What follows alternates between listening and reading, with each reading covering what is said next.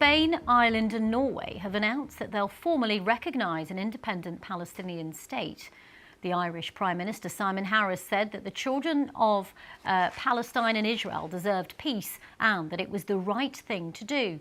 Meanwhile, Spain's Pedro Sanchez said that there was an obligation to act, while Norway's Prime Minister said that a two-state solution was in Israel's best interests. At least 140 members of the United Nations already formally recognise Palestinian statehood. Others, including the US and the UK, do not. Reacting to the news, the Palestinian Authority and its rival group Hamas have welcomed the recognition and urged other nations to follow suit. But Israel's Foreign Minister Israel Katz said the move endangers his country's security. He's recalling the ambassadors to the three countries.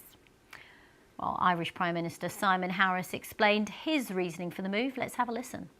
Recognition is an act of powerful, political and symbolic value.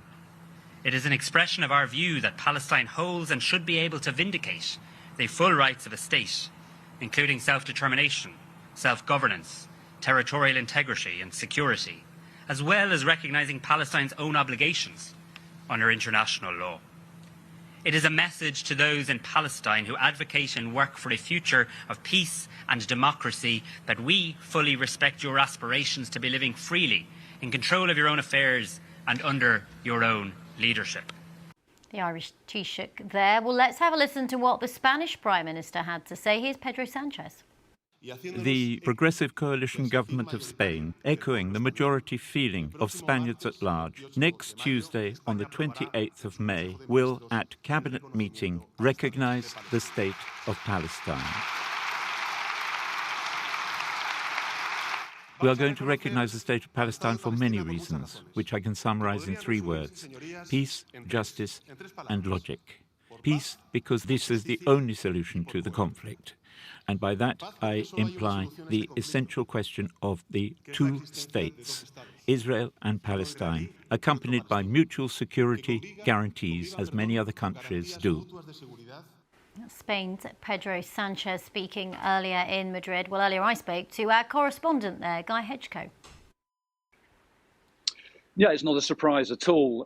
Pedro Sanchez, the Socialist Prime Minister, has been campaigning to try and gather support from his European partners for the support for a Palestinian state for some time now, for several months.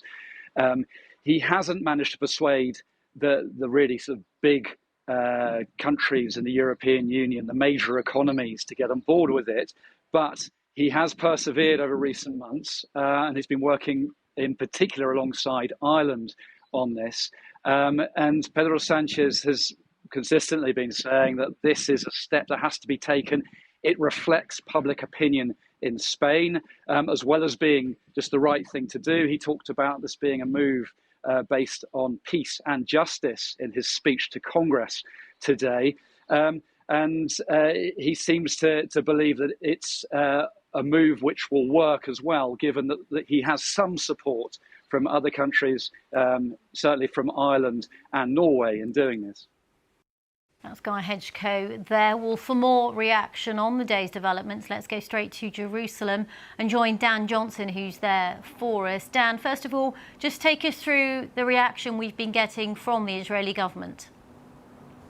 The Israeli government is outraged and angered by this move. We've had the Foreign Minister, Israel Katz, recalling the ambassadors, at least from Dublin and from Oslo, and he'd already threatened that if Spain made the same move as Norway and Ireland, they would face consequences too. He says there'll be further consequences beyond just recalling the ambassadors. He said this is a distorted step which shows the world that terrorism pays. We've had a response from Israel's finance minister as well, who is hinting that he will react to this by refusing to transfer any further funds to the Palestinian Authority, which represents Palestinians in the West Bank. There is a feeling that Hamas has been rewarded for the attacks that it carried out on the 7th of October, that is how this is being seen by some high up in Israeli politics. We've just had a statement from Itamar Ben-Gvir, the National Security Minister, who said The countries that have recognised the Palestinian state today are giving a reward to murderers and abusers. And I say we will not allow a declaration about a Palestinian state. I say one more thing. In order to destroy Hamas, we need to get into Rafah all the way. That is the city in the south of Gaza. In order to return our hostages, we need to stop the fuel, determine that humanitarian aid only in exchange for humanitarian steps. So he is suggesting the reaction to this should be a step up in military action in Gaza, should be a restriction on aid to make sure that none of it is going to Hamas. And we know already that the aid situation in Gaza has been dire. In contrast, this has been welcomed by the Palestinian Authority and by senior figures in the Palestinian leadership. The Palestinian Authority said they welcomed the decision taken today by Spain, Norway and Ireland. They've explained that with this important step, these countries have demonstrated their firm commitment to the two-state solution and achieving long-awaited justice for the Palestinian people. They think this moves the Palestinians closer to full recognition, full statehood accepted by all the countries of the world. But the response from Israel is that this damages Israel's security, undermines Israel's right to self-defense and does not help the peace process in the long term. And Dan, all of this comes as we're hearing that the United Nations has halted food distribution in Rafah due to shortages and hostilities.